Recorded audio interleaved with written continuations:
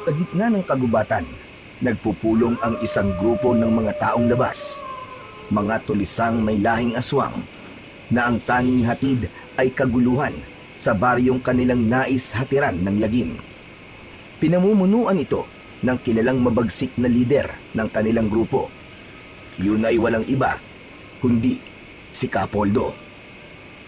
Makinig kayong lahat, mga kasama. Ang mensahe at utos ng pinuno ng mga tulisan ay katulad ng batas sa kanilang pangkat. Nagpatuloy sa kanyang sinasabi si Kapoldo. Hindi tayo dapat magsayang ng oras. Kailangan na nating muling bumaba sa kapatagan. Hindi tayo mabubuhay kung mananatili lang tayo dito sa gubat. Nasa kapatagan ang mga kailangan natin. Naroon din ang mga taong kailangan natin upang palakasin ang ating pangkat. Naiintindihan niyo ba ako, mga kasama? Sabay-sabay na sumagot ng oo kay Kapoldo ang mga tulisang nakarinig sa mga sinabi ng kanilang lider. Kaya naman, gawin niyo ang nararapat. Kapag may kokontra at hahadlang, gamitin niyo ang inyong pagkaswang para takutin sila. At kung manlalaban, patayin! Hindi dapat maadlangan ang ating mga plano. Para ito sa ating lahat. Para sa ating pangkat. Para makita nila na tayong mga aswang ang mas makapangyarihan at dapat na namumuno. Aagawin natin ang pamumuno sa bayang ito. Tayo ang magpapatupad ng pagkakapantay-pantay. Batas nating mga aswang ang ating ipatutupad. Nagpalakpakan at lumikha ng ingay ang mga tulisang aswang. Gusto nila ang sinabi ng kanilang lider.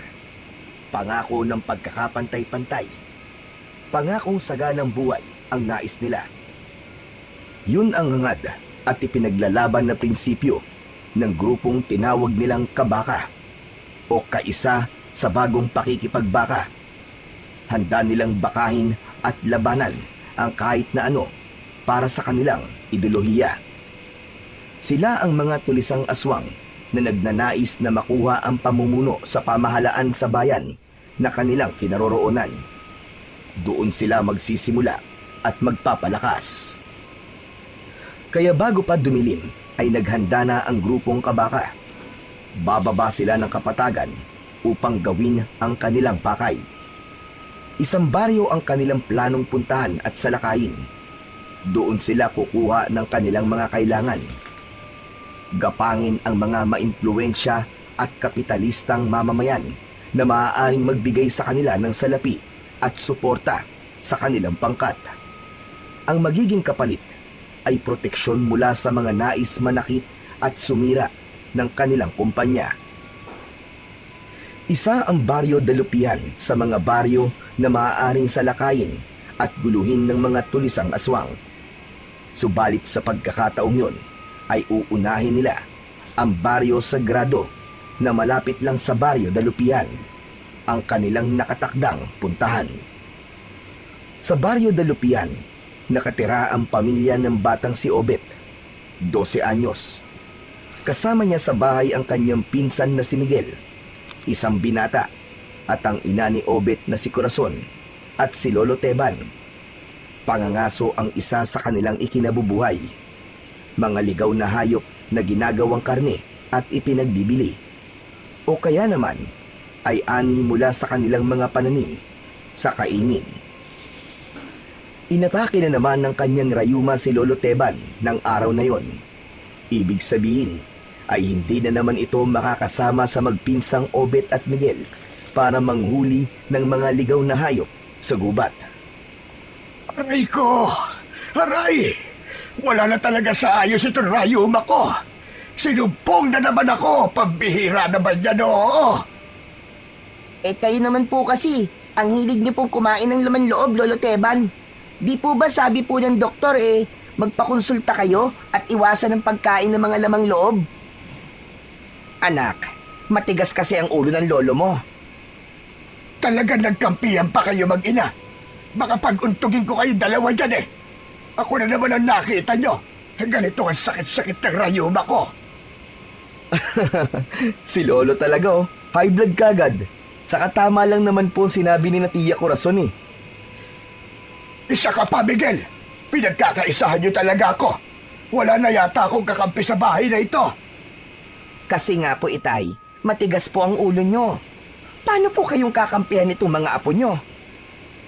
Lintik na yan. Oo na. Kasalanan ko na. Ako na ang mali kung bakit namamagana naman ang tuhod ko. Kasalanan ko na. Ako na ang salarin. Kahit ang pagpatay kay Ninoy, aaminin ko na. Kahit na ang pagkakadakip kay Digong para dalhin doon sa abroad. Ako na ang dahilan.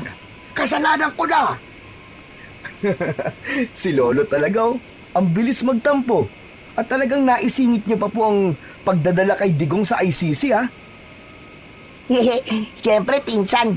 Lagi nakikinig sa kanyang transistor radio yan si Lolo Teban eh. Kahit nga mahina na ang baterya ng radyo niya, nakikinig pa rin. Halos nakadikit na sa tenga ang transistor niya. Ikaw talaga, Obet. Mahilig kang makialam. Yun na nga lang ang kaligayahan ko. Ang makinig ng radyo. O, tama na ang pagtatalo niyo, Obet. Hayaan mo na ang lolo mo. Lalo lamang sasakit ang tuhod niya dahil sa sama ng loob. Nako, kayo talaga. Kapag gumaling ang rayuma ko, kayong tatlo, huyo kayo sa akin. Wow! Si Lolo! Nakikimillennial ah! May pahuyo-huyo pang nalalaman. Tumigil ka. Narinig ko lang yon. Nakikiuso lang ako. Bakit masama ba? Tara na nga, Obet. At baka maunahan na tayo sa lakad natin eh. Teka. Saan ba ang punta niyo magpinsan? Nay, sa gubat po. Mga ngaso lang po kami ni Miguel. Kailangan po namin manghuli ng ligaw na hayop eh. Para ipagbili po ang karne sa bayan. Kundi sana ako nahihirapan Masasabahan ko kayo. Ayos lang po, Lo. Kaya na po namin ni Miguel. Teka lang. Huwag na lang kaya kayong tumuloy. Ba't mo naman pipigilan ng dalawa, Corazon? Sanay na sa pangangaso ang mga yan. Naturuan ko na sila. Magagaling yan. Pero Itay, nag-aalala lang po ako sa kanila.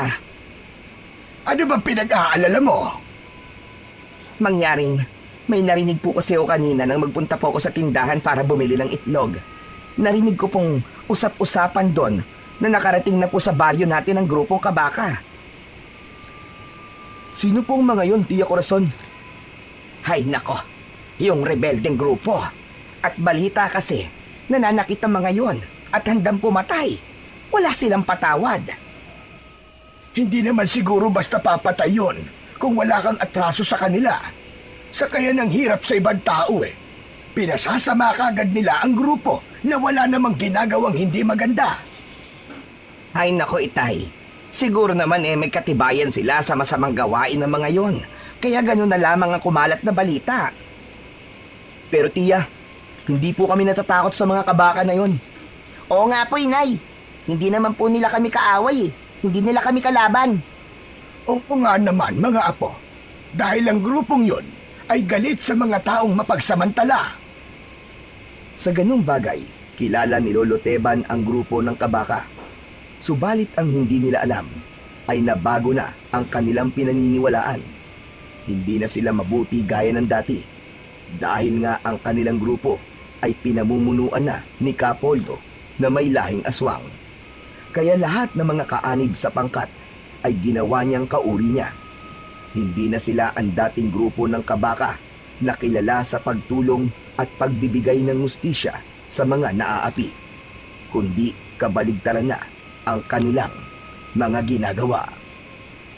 Sa kabila ng pag-aalala ni Corazon, ay hinayaan pa rin nilang magtungo sa gubat ang magpinsan upang doon ay mangaso. Kailangan nilang gawin yon para sa kanilang ikinabubuhay. Hindi naman naging maramot ang pagkakataon nang makarating sa gubat ang dalawang magpinsan. May nahuli silang 2 batang baboy ramo at may bayawak rin. Sapat na yon para magkaroon sila ng maibibenta at makakatulong ang kanilang pagbebentahan para sa kanilang pangangailangan. Itinabi na ni Obet at Miguel ang mga ligaw na hayop na kanilang nahuli nang makarinig sila ng ingay. Kasunod nun ay ilang ulit na putok ng baril ang narinig nila, kaya nagulat at nakaramdam ng takot ang magpinsan. Galing sa baril ang putok na yun, Obet ah. Oo nga, Miguel. Ano kayang ibig sabihin nun? Dalawang bagay lang ang naiisip ko. Kung hindi yun Jack, ay posibleng may binaril. Merong pinatay. Naku po, Miguel. Parang malapit lang dito sa kinaroroonan natin ang tunog na yun ah. Yun din nga ang rinig ko. Huwag na tayo magtagal dito, pinsan. Mahirap na. Baka mamaya may binaril at madamay pa tayo. Naghahanda na sana ang dalawa upang umalis na sa lugar na yon nang makarinig silang muli ng ingay. Ingay na tila merong tumatakbo at naghahabulan. Kaya saglit nilang iniwan ang mga hayop na kanilang iuuwi at humanap sila ng lugar na may makapal na halaman na pwede nilang mapagtaguan. Pinsan, Obet, dito tayo, halika, dali. Oo, sige. Mauna ka. Susunod na lang ako. Nagmamadaling nagpubli ang magpinsan sa lugar na may makapal na halaman. Sa kanilang pinagtaguan ay imposibleng makita pa sila. Kaya lang, hindi sila dapat lumikha ng anumang ingay dahil tiyak na malalaman na may ibang taong naroroon. Baka maging mitya pa yon ng kanilang kapahamakan. Habang nakakubli sina Obet at Miguel, ay wala silang imikan. Pigil na pigil din ang kanilang paghinga upang hindi yon makalika ng kahit na anong ingay. Saglit pa ay naramdaman ng dalawa na papalapit sa kanila ang mga kaluskos at yabag. Hanggang sa nakita nila ang isang lalaki ang tumatakbo na may sugat sa katawan malapit sa dibdib. Isang bagay ang naisip ni Miguel at Obet. Posibleng binaril ang lalaking tumatakbo. Ilang mga kalalakihan ang nakita ng dalawa na nakasunod sa lalaking sugatan. Hanggang naabutan ng mga lalaking nakasunod ang taong may sugat. Malapit lang yon sa pinagkukublihan ng magpinsan. Bumagsak pasadsad sa damuhan na tila nangihina ang sugatang lalaki. Ang kalalakihang humahabol sa kanya ay huminto sa harap ng taong sugatan. Biglang nagpalit ang anyo ng mga ito. Nagkaroon ng makakapal na balahibo. Lumaki at humaba ang tenga at tinubuan ng pangil at matutulis ng ngipin. Maging ang kanilang mga kuko ay humaba ng pabaluktot at matutulis na animo ay tari ng manok. Umatungal na nakatingala sa langit ang dalawang halimaw, saka pinagtulungan nilang dukutin ang lamang loob ng kaawa-awang biktima na nasa kanilang harapan. Kitang-kita ni Obet at Miguel ang kahindik-hindik at nakapandidiring pangyayari na yon. Halos bumaliktad ang kanilang sikmura nang makita nila na nilalantakan at waribay sarap na sarap pa ang mga aswang habang ginagawang pagkain ang dinukot na lamang loob sa lalaking sugatan. Kapwa takip ng magpinsan ang kanilang bibig upang isa man sa kanila ay hindi makalikha ng ingay. Labis silang matatakot at nag-aalala na sakaling makalikha ng ingay ay mabaling sa kanila ang atensyon ng dalawang aswang at sila naman ang gawing pagkain. Ilang minuto rin na nanatili sa kanilang pinagkukublihan ang magpinsan. Saka pa lamang sila lumabas sa madamong lugar nang matiyak nilang wala na ang dalawang halimaw at iniwan na ang kanilang biktima. Kalunos-lunos ang itsura ng lalaking naging biktima ng aswang. Hindi sukat akalain ng magpinsan na sa gagawin nilang pangangaso ng araw na yon ay masasaksihan nila ang ganong uri ng kahindik-hindik na pangyayari. Wala na kaya ang dalawang aswang na yon, pinsan? Oo, sa tingin ko wala na sila. At tiyak na hindi na sila babalik dito dahil busog na yung mga yun. Pabira. Kawawa naman yung biktima nila, Miguel. Tama nga pala ang kumakalat na bali-balita dito sa atin. Tungkol sa aswang na nagkukuta dito sa kagubatan? Oo, Obet. At sila rin yung sinasabing mga tulisang aswang. Tama ka. hindi naligtas ang ating baryo sa mga nilalang na kagaya nila. Kaya tama lang pala na doble ang gagawin natin pag-iingat. Buti na lang pala at hindi nila tayo napansin habang nakatago kanina. Kung hindi, baka katapusan na natin. Oo nga, siguro dahil ang atensyon nila nandun sa lalaking kanilang hinabol at ginawang pagkain. Pero ang alam ko ay matalas din ang kanilang pang-amoy. Kaya lang, ba't hindi nila tayo naamoy, Obet? Hehe, paano? Mas malakas ang amoy ng putok mo, pinsan. Kaya magpasalamat tayo sa lakas ng putok mo. Uy, si Raulo, grabe ka ha. Wala akong putok, no? Baka ikaw. Hindi, joke lang yun. Ikaw naman. O basta, magpasalamat na lang tayo at hindi tayo nakita kanina ng aswang. Kundi, baka hindi na tayo makakauwi at natepok na rin tayo. Tama ka. Pero kailangan na nating umuwi, Obet.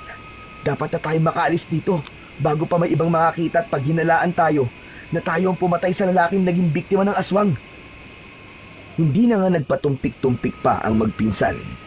Agad na kinuha nila ang nahuli nilang baboy ramo at bayawak sa kanilang pangangaso.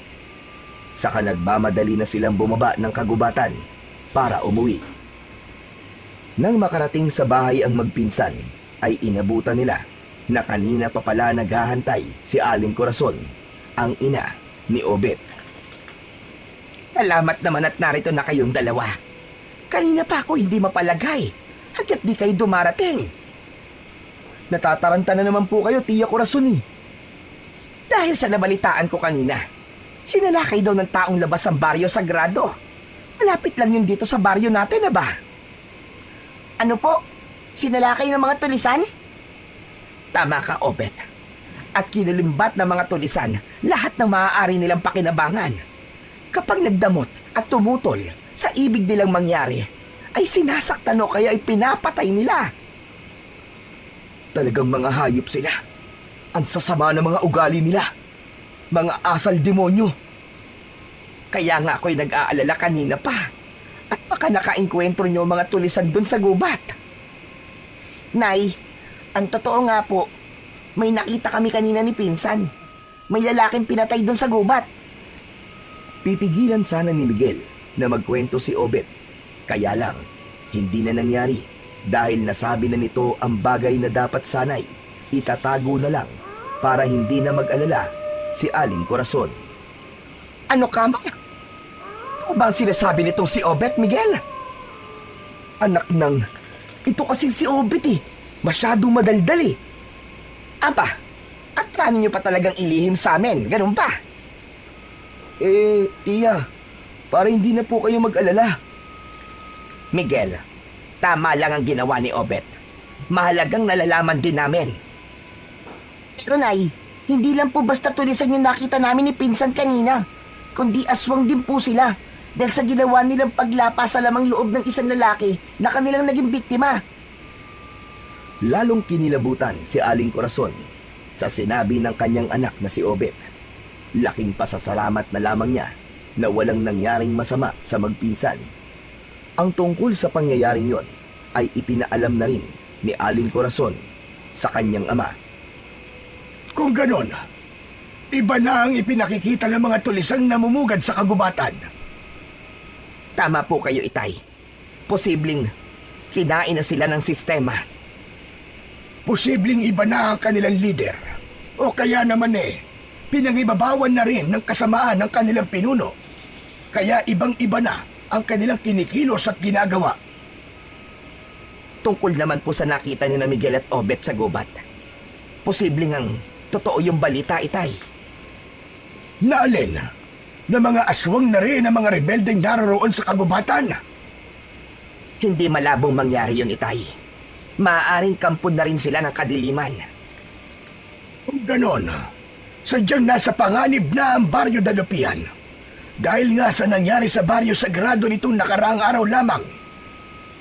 Kaya hindi na po tayo ligtas anumang oras, Itay. Lalo na sa sandaling nagpapahinga tayo. Maaaring tayo naman ang salakay ng mga tulisang yon.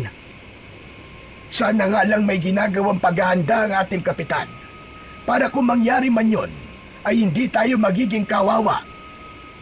Kaya ng araw ding yun, ay nagtungo si Lolo Teban sa tanggapan ng barangay upang makibalita.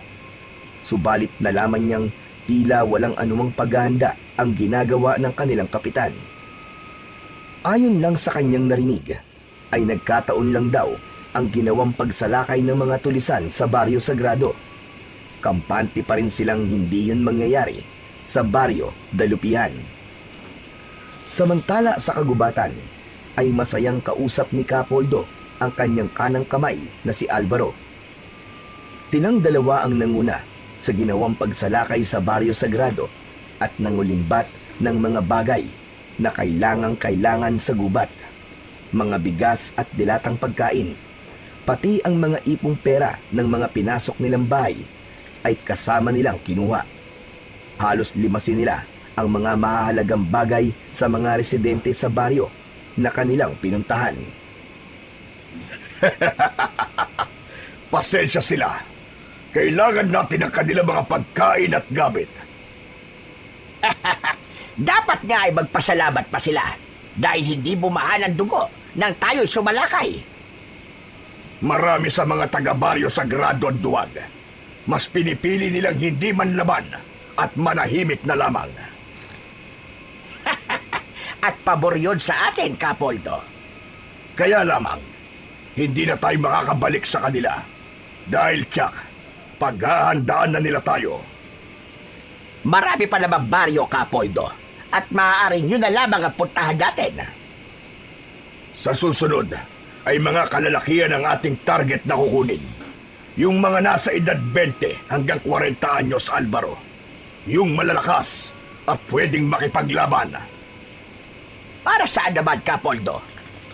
Sila ang magiging karagdagan lakas natin. Papangakuan natin ng mas magandang buhay kapag sasama sila sa atin. Kapag narito na sila, saka natin isasali ng pagiging aswang. Kapag naging kauri na natin sila, mawawala na ang kanilang interes na bumalik pa sa kanilang pamilya. Mas pipiliin na lamang nila na manatili na lamang sa gubat kasama natin. Huwag kang mag-alala, Kapoldo, dahil hindi tayo mabibigo sa ating mga plano. Ngayon pa lang, nakikita ko na, lalo pang lalaki ang ating pangkat. Kaya katatakutan ang pangalang Kabaka. Pangingilagan at sa huli ay hahangaan. Dahil matutupad na ang ating hangarin, maging malaking grupo na tayo na magpapabagsak ng gobyerno para tayo na ang siyang mamumuno sa buong bayan.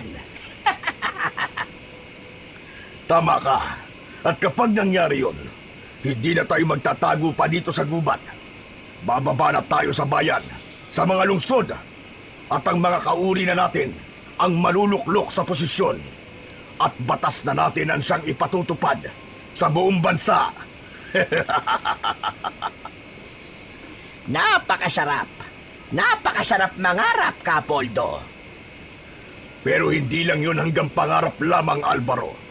Kundi pagsisikapan nating matupad yun. Dahil pare-pareho tayong makikinabang. Dahil nga sa mga napapabalitang hindi magandang pangyayari na ginagawa ng mga tulisang galing sa gubat, ay hindi na basta pinapayagan ni Corazon na mangaso pa ang magpinsan. Ano ba naman kayo? Para yun sa inyong kaligtasan, Miguel. Kung samahan ko na lang kaya mga apo ko, Corazon. Kahit samahan niyo po sila, Itay, delikado pa rin. Pero sa pangangaso po nang gagaling ang ating ikinabubuhay. Oo nga naman po, Inay. Kaya paano pa po tayo mabubuhay niyan kung pangangahoy lang po ang gagawin namin ni Pinsan? Tsak po, kakapusin po tayo sa panggastos natin. Gagawin ko na lamang ng paraan. Dadayo ko kahit sa kabilang baryo para maggupit ng buhok at ng kumita ko. Anak, hindi maaaring ikaw lang ang kikilos. Kaya hayaan mo nang magsama-sama kaming tatlo para manghuli ng ligaw na hayop. Itay, paano naman po kung may mangyaring masama sa inyo? Pambihira ka. Bakit naman kasi nang iniisip mo? Saka sa araw kami pupunta sa gubat. Gabi naman kung sumalakay ang mga tulisang aswang eh. Itay, ang aswang na sinasabi nyo, wala nang oras na pinipili. Kahit araw ay may kakayahan na rin silang gumala.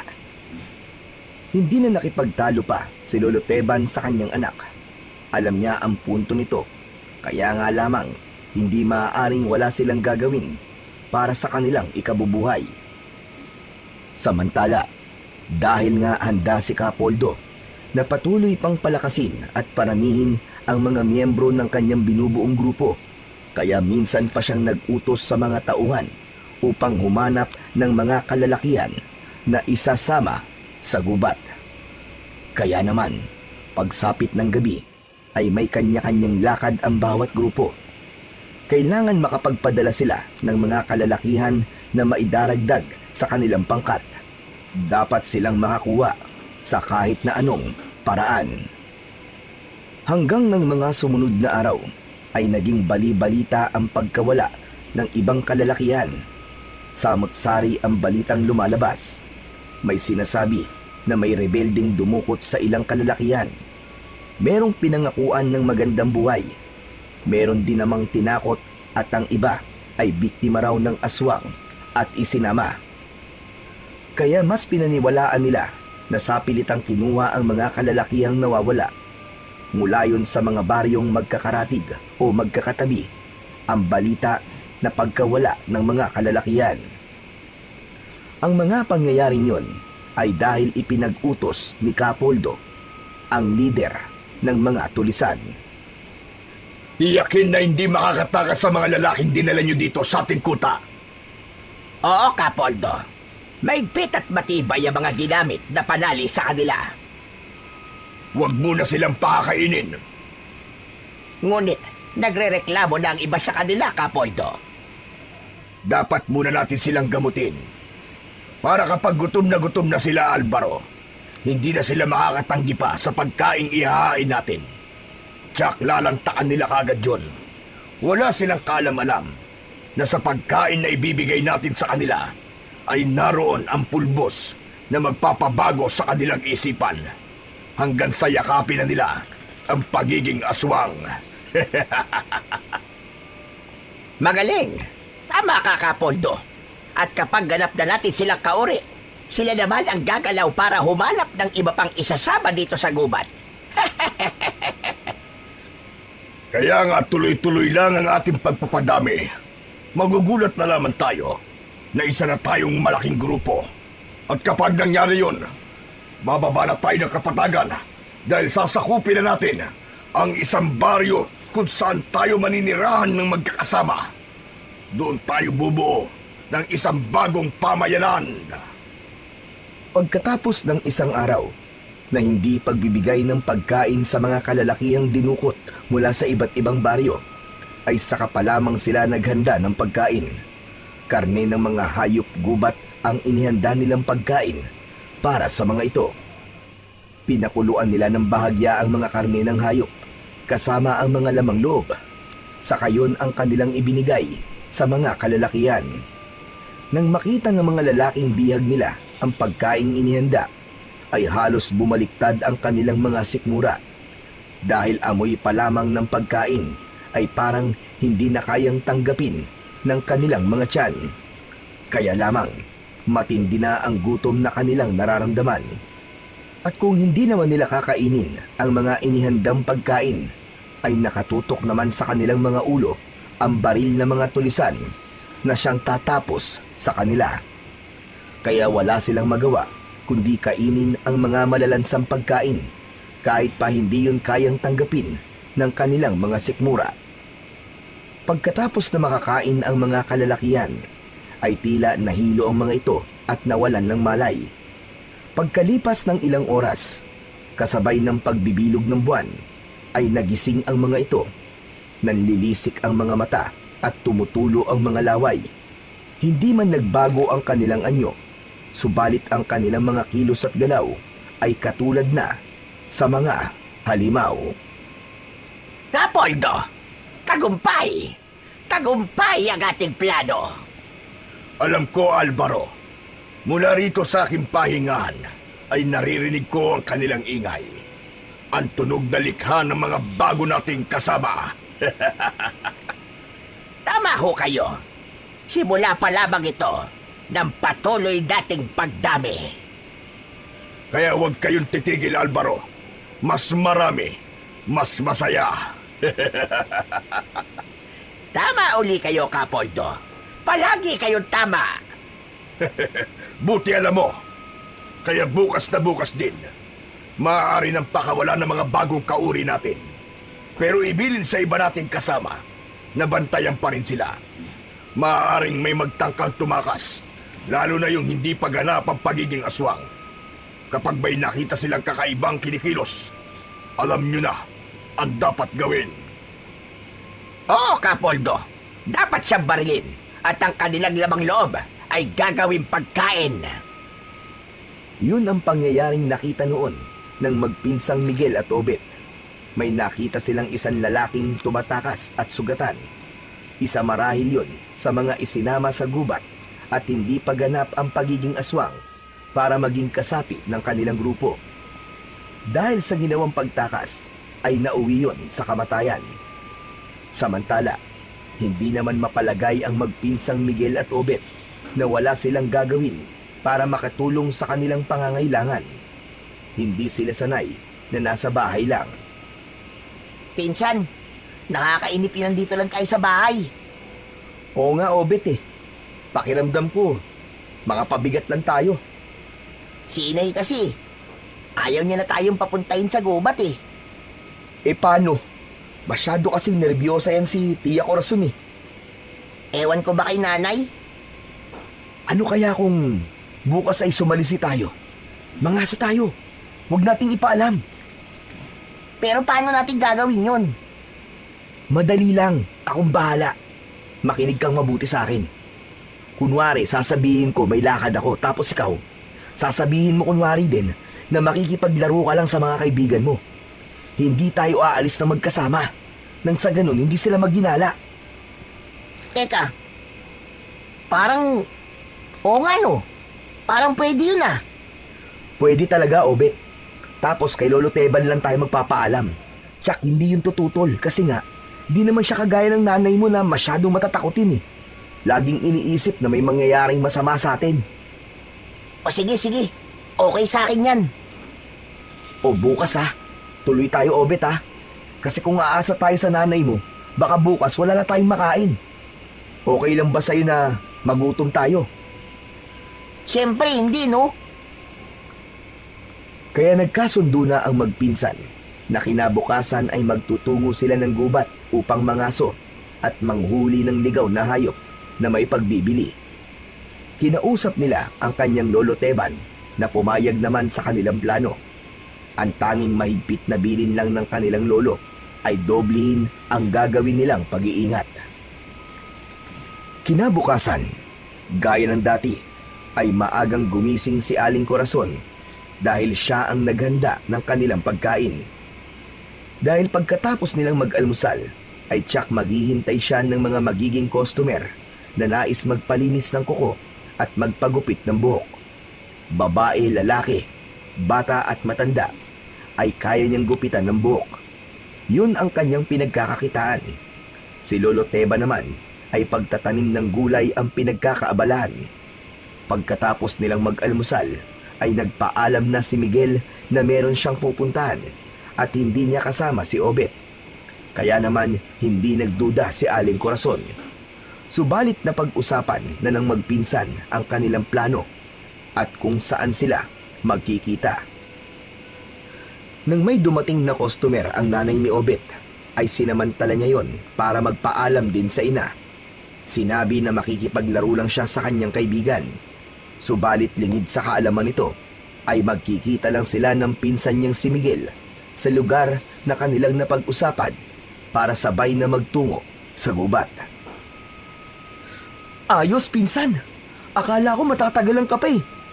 Buti na nga lang may dumating na magpapagupit ng buhok kay nanay eh. Kaya nagpaalam na agad ako para maglaro kunwari. Wala siyang maraming tanong pa. Okay, ayos. Bago lumubog ang araw, tsak makakabalik na tayo. At sana lang, may mahuli kagad tayong baboy ramo. Yung gamit nating panat itak, pinsan, nadala mo ba? Oo, narito sa sako. Dito ko niligay kanina. kunin mo na yung gamit mo para makaalis na tayo. Malayo-layo rin ang lalakarin natin papuntang gubat. Mula sa loob ng sako ay kinuha na ni Obet ang pana at busog na gagamitin niya. Pati na rin ang itak na itinali niya sa kanyang bewang. Ikinabit na rin ni Miguel ang para sa kanya at saka nagsimula na silang maglakad patungo sa pakay nilang lugar. Samantala, nang sumapit na ang hapon, ay napansin ni Aling Corazon na wala ang magpinsan. Hindi rin nila kasabay kumain ng tanghalian ng mga ito, kaya nag-usisa na ito sa kanyang ama. Itay, nakita niyo po ba sina Obet at Miguel? Abay, kanina pa po silang wala ah. Ay, hindi. Nagtataka nga ako bakit wala sila eh. Baka may pinuntahan. Alam ni Lolo Teban ang plano ng magpinsan, subalit nagkunwari siyang walang alam. Si Miguel, nagpaalam po sa akin na may pupuntahan daw. Si Obet naman ang sabi makikipaglaro lang sa kaibigan niya. Hindi sila magkasamang umalis. Hindi po. Pero parehong umalis ng bahay. Opo. Ang alam ko, hindi sila magtatagal at babalik din kagad. Aba, nasaan kaya sila? Hindi kaya naisahan tayo ng dalawang yun, Itay? Anong ibig mo sabihin, Corazon? Palagay ko ay magkasama sila ngayon. At baka nga naroon sila sa gubat para mangaso. Hay, mga buwisit talaga. Napakatigas ng ulo nila. Ayaw maniwala. Kaligtasan lang naman nila ang iniisip ko, Itay. Hayaan mo na sila, Corazon. Kasama naman ni Obet si Miguel eh. Tsaka kaya niyang protekta ng anak mo. Binata na si Miguel at alam kong mapagkakatiwalaan siya. Pero Itay, Ay, nako anak. Tigilan mo na yung kakaisip mo ng masama. Ang mabuti pa, ipanalangin mo na lamang. Walang masamang mangyari sa kanila. Saka iniisip lang nila ay yung makatulong sa pangangailangan natin. ayoko lang na may mawala sa atin, Itay. At kagagawan yun ng aswang na napapabalitang nanggugulo dito sa baryo natin.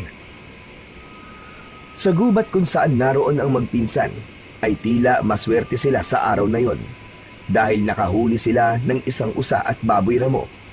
May mauuwi na sila at kahit pa pagalitan sila ni Aling Corazon, sulit na yon dahil hindi sila naging bigo. May mauulam na sila, may maipagbibili pa.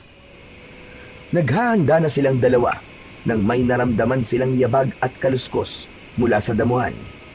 Agad nagtago ang dalawa dahil inisip nila ay katulad yon ng nilalang na minsan na nilang nakita sa loob ng gubat. Lagot! Mukhang narito na naman sila, pinsan. Dito muna tayo magtago. Tsak namang aalis din sila. Malamang napadaan lang dito. Kung sa bagay, magtago na lang muna tayo para di nila tayo makita. Dahil kapag nakita nila tayo, Obet, baka hindi na tayo makabalik sa atin. Naghintay ang magpinsan na dumaan ang nilalang na naramdaman nilang naroon sa gubat. Subalit wala pa rin dumaan, kaya kinabahan ang mga ito. Naloko na, Miguel. Di kaya nakita tayo, tapos sila naman na nagtatago at hinihintay tayong lumabas dito sa pinagkukublihan natin. Naisip ko rin yun, Obet eh. Dahil kung nakita tayo, tsak kanina pa tayo nilapitan at tinutukan ng kanilang armas. Lilinga-linga ang dalawa na may pagkabahala nang makaramdam sila ng tila may tumutok sa kanilang likuran. Pakiramdam ni na Obet at Miguel ay dulo yun ng baril. Parehong nakatutok sa kanilang likuran. Nanginginig sa takot ang dalawa at hindi makakilos. Itinaas pa ang kanilang dalawang kamay. Huwag niyo po kami papatayin! Maawa po kayo! Kung gusto niyo po, sa inyo na po ang usat baboy ramo na nahuli namin. Kayo na po ang bahala dyan. Basta huwag niyo lang po kami sasaktan. At lalong huwag niyo po kami totodasin. Maawa po kayo sa amin. May mga pangarap pa po kami sa buhay. Gusto ko pa po makatapos ng pag-aaral. Ako naman po, gusto ko pa po magkaroon ng jowa, saka magkaroon ng pamilya. Nakita ng nilalang na nasa likuran ng magpinsan ang takot na nararamdaman ng mga ito. Kaya hindi na nito nakuha pa ang magkunwari. Napahalakhak ng malakas si Lolo Teban na siya palang nasa likuran ng dalawa at gamit ang dalawang putol na sanga ng kahoy ay itinutok sa likod ng dalawa na inakala nila'y dulo ng baril. Mga nervyoso pala kayo eh. Parang nagkandaihi yata kayo sa takot kanina. Si Lolo talaga. Mabuti na lang po, hindi ako naihi. Kabad trip talaga to si Lolo Teban, oh. Ang lakas man trip. Naisipan ko lang naman na biruin kayo. Di ko akalain na ang lakas pala ng nervyos nyo sa inyong katawan. Paano? Malakas kayong uminom ng kape. Yan ang napapalaan yung dalawa. Dahil nalaman na ng dalawa na ang kanilang Lolo Teban pala ang taong kanina ay kanilang kinatatakutan, kaya naging kampante na sila at nawala na ang nararamdamang takot. Bakit kayo nandito, Lo? Bakit kayo sumunod? Sinundan ko kayo para sabihin na bumalik na kayo dahil sobra na nag-aalala ang nanay ni Obet. Lo, may sorpresa po kami. Ayun po, oh. May nahuli po kami. Aba, ayos na ayos yan. Ba't niyo po kami sinundan dito sa gubat, Lo? Yun na nga, para tiyakin lang na ligtas kayo. Kasi nga, hindi na mapakali ang nanay ni Obet. Labis na nag-aalala sa'yo, Obet. Ganun naman po talaga si nanay eh. Masyado pong nervyosa kung ano-ano po ang iniisip. Kaya nga sinundan ko kayo dito. At salamat sa Diyos dahil ligtas kayong dalawa. Magmabuti pa, lumabas na tayo ng gubat. Lalo na't papalubog na rin ang araw. Mahirap kung aabutan tayo ng dilim sa lugar na ito. Bitbit na ng magpinsan ang kanilang gamit. Binuhat na rin ni Lolo Teban ang batang baboy ramo na nahuli ni na Obet. Ang kay Miguel naman ay ang usa, ang kanyang binuhat. Nang makarating sila sa bahay ay sermon kagad ang napala ng magpinsan mula kay Aling Corazon. Nagalit ito sa ginawa ng dalawa. Tahimik lang naman si Lolo Teban. Hindi talaga kayo marunong makinig. Pinag-alala mo ko, Obet. Ikaw rin, Miguel. Huwag na po kayo magalit, Nay. Ayos lang naman po kami ni Miguel eh. Oo nga naman po, Tia Corazon. Wala naman po masamang nangyari sa amin eh. Parang gusto mo pang may masamang mangyari sa inyo. Anak, huwag mo na silang pagalitan. Ang mahalaga eh, ligtas silang nakauwi. Huwag nyo nang uulitin yan, ha? Lalong-lalo ka na, Obet. Nawala na nga ang tatay mo dahil sa mga tulisan. Paano kung ganun din ang mangyari sa'yo? Inay, hindi po. Kaya wag na po kayo masyadong nag-aalala sa akin.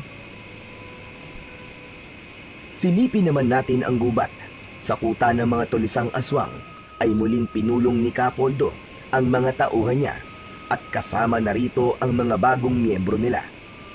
Ganap na rin nagbago ang isipan ng mga ito dahil sa pagpapakain nila ng karne ng hayop na hinaluan nila ng kakaibang uri ng pulbos. Minsan pa ay may mga pinag-utos sa kanila ang lider ng mga tulisan.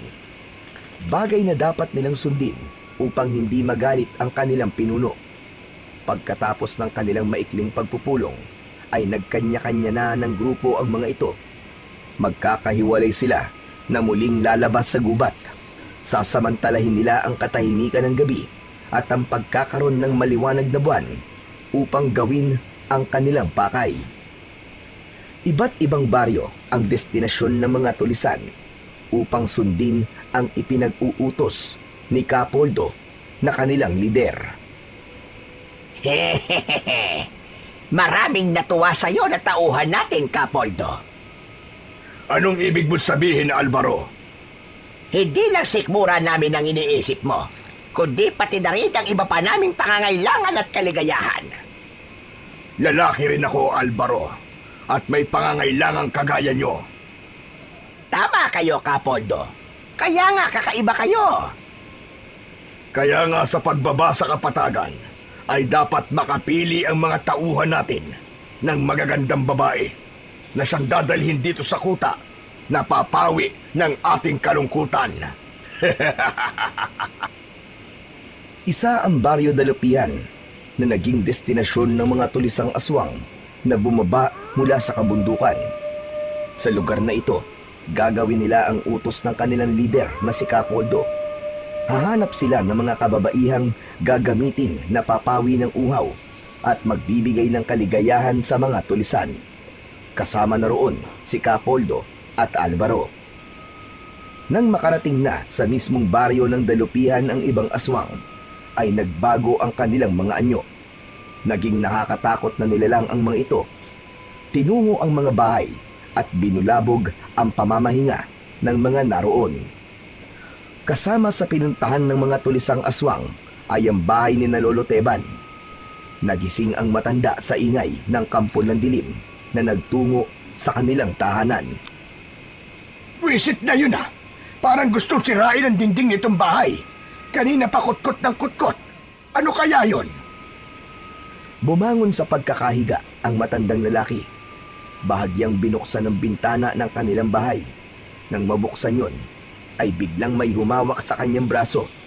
Ganon na lamang ang pagkagulat nito dahil sa mabalahibo at may matutulis na kuko ang humawak sa braso niya. Subalit nabitiwan din ang braso ng matanda, kaya agad ding isinara ang bintana. Bahagya pang naipit ang kamay ng halimaw, dahilan para pumalahaw ito. Narinig ni Miguel ang ingay, kaya bumangon na rin sa pagkakahiga at lumapit sa kanyang lolo. Lo, ano po yun? Saka parang nagulat po kayo. Ano po bang nakita niyo sa labas ng bahay? Aswang! Merong aswang! Sigurado po kayo, Lo? Oh, hindi ako maaaring magkamali. Halimaw ang nakita kong yun. Isang aswang! Nakiramdam at idinikit ni Miguel sa dingding ang kanyang tenga. May kakaibang ingay na siyang narinig galing sa labas. Oo nga, Lo. Anong gagawin natin? Halika, samahan mo ko. Alam kong hindi tayo titigilan ng aswang na yan. Kaya haharapin natin siya. Ano? Paano po, Lo? Kunin mo ang itak at ang bawang dun sa kusina. Yun ang gagamitin natin panlaban sa aswang na gustong umatake sa atin. Eka, si Obet at ang tiya korason mo. Tulog na tulog po sila. Hayaan mo silang matulog. Mas mainam ngayong hindi nila nakikita ang aswang. Tayong dalawa na lang ang bahala. Sige na, pumunta ka na sa kusina at hihintayin kita sa may pintuan. Bilisan mo!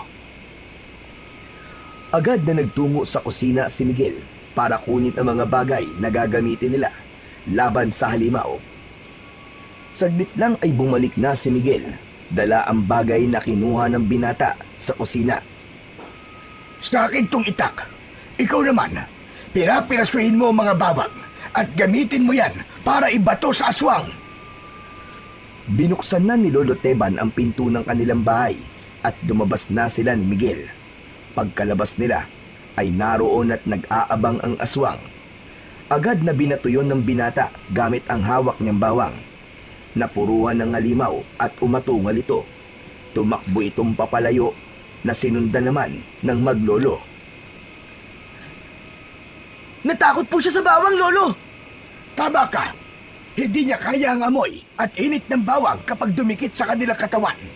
Kaya sundan natin dahil tiyak na nabawasan ang lakas niya dahil sa bawang.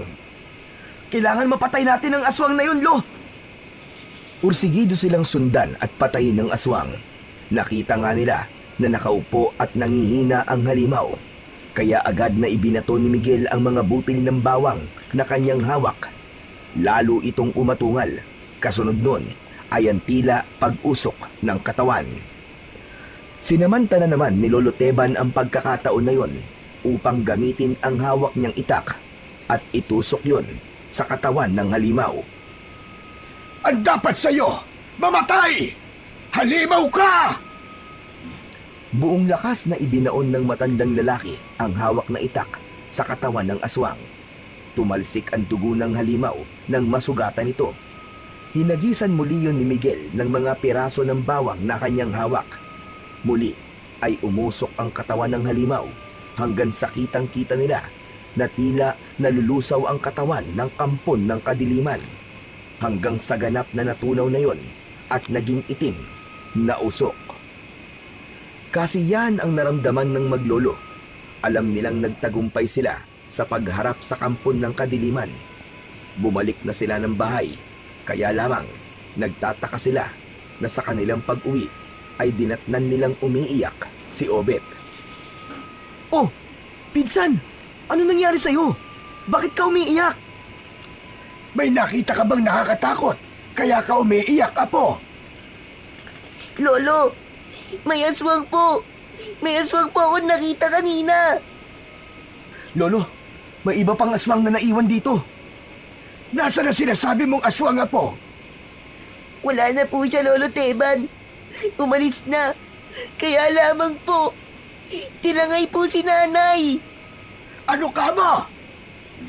Kinuha ng aswang si Tia Corazon. Oo, pinsan. Nagmamakaawa nga ako kanina eh.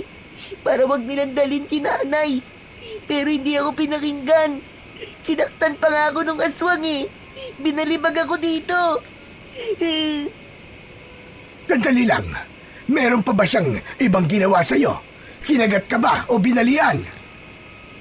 Wala na po, Lo. Pero si inay po, yun nga. Kinuha po nila. Bakit po kaya nila kinuha si Tia Corazon, Lo? Hindi ko rin alam, Miguel. Wala akong ideya. Lolo, bawiin po natin si nanay sa aswang na yun. Alam ko po sila po yung aswang na naroon sa gubat. Natatakot po ako, Lo. Baka kung ano pong gawin nila kay nanay. Bawiin po natin siya. Oo, Apo. Babawiin natin siya. Huwag ka mag-alala. Gagawa tayo ng paraan para makuha natin sa aswang na yon ang nanay mo. Ilang magagandang kababaihan ang dinala ng mga inutusang tulisang aswang sa kuta. Walang malay ang mga kababaihang yon. Isa-isang tinitignan at kinikilatis ni Nakapoldo ang mga babaeng dinukot ng mga tauhan niya. Aba, parang mahihirapan kayong pumili, Kapoldo. Tama ka. Lahat sila ay magaganda na parang wala akong itulak kabigin. Tama ka, Kapoldo. Pero ang babaeng yon na may mahabang buhok at magandang humog ng katawan ang gusto ko. Huwag mo siyang pakikialaman, Alvaro. Akin na siya. Kanina ko pa siya kinikilatis. Pumili ka na lamang ng iba. Negurado ka na sa kanya, Kapoldo? Oo, Alvaro. Kaya dalhin niyo na siya kagad sa aking pahingahan. Sa akin na siya. Yung iba, kayo na ang bahala sa kanila. Masusunod, Kapoldo. Ang masasabi ko lang, mahusay kayong pumili. Ang babaeng napili ni Kapoldo ay si Aling Corazon, ang ina ni Obet. Bumihag sa mata ng lider ng tulisan ang angking kagandahan ni Aling Corazon. Dahil kahit may anak na ito, ay makikita pa rin sa ginang ang angking kagandahan. Nang maipasok na si Aling Corazon sa pahingahan ni Kapoldo, ay titig na titig ang lalaki sa kabuang katawan nitong wala pa ring malay. Ikaw ang papawi sa aking kalungkutan at uhaw, babae. Magiging aking ka. Pero siyempre, hindi pa ngayon. Dahil ayaw kong kaulayaw ang isang babaeng walang malay. Kaya sige lang, magpahinga ka muna. Bukas siguro ay may malay ka na at makakausap na rin kita. Sa kapatagan naman, sa bahay ni na Lolo Teban ay halos magdamag na hindi sila nakatulog dahil nga sa sinapit ni Aling Corazon. Walang tigil ang iyak ni Obet dahil nasaksihan niya mismo ang ginawang pagtangay ng aswang sa kanyang ina. Nagganda ng pagkain para sa almusal nila si Lolo Teban. Mga apo, kumain na muna tayo. Ayoko po, Lolo. Wala po akong gana. Insan, kumain ka na. Mamaya magkasakit ka niyan. Wala akong ganang kumain. Naiisip ko si inay. Lolo, kailan po ba natin siya kukunin? Kailan po tayo pupunta doon sa gubat? Hindi tayo maaaring basta-basta sumugod doon, apo. Kaya lalapit tayo sa barangay. Hihingi tayo ng tulong sa kanila para pwede rin nating ilapit sa munisipyo at nang makahingi ng tulong sa mga alagad ng batas para humanap sa inay mo. Lolo, baka po matagal pa po yun eh. Mamaya rin ay aalis ako, Apo, para ipaalam sa kanila ang nangyari sa iyong inay.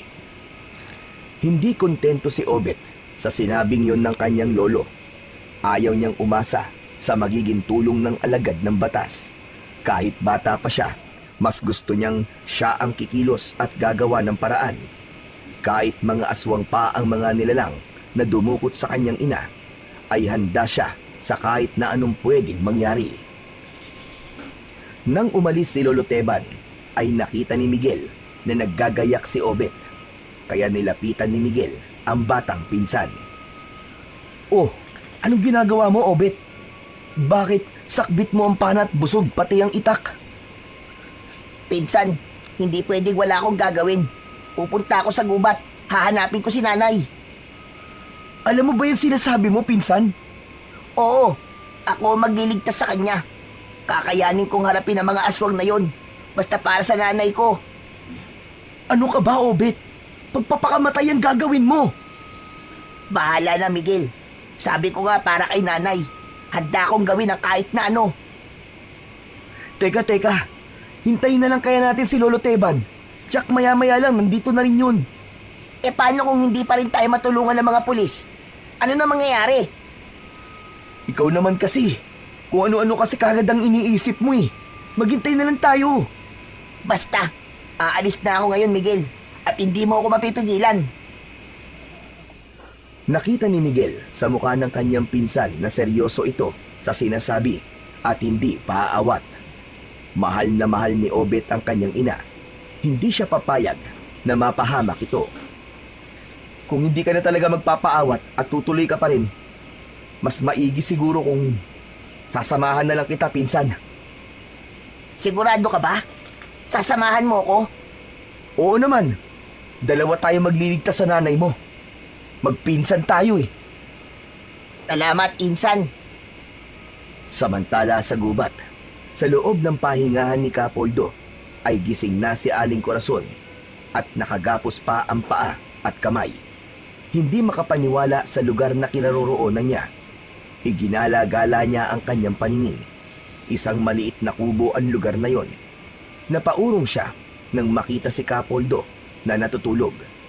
Nakahubad ang gawing pang itaas ng lalaki. Tanging maikling short lamang ang suot nito.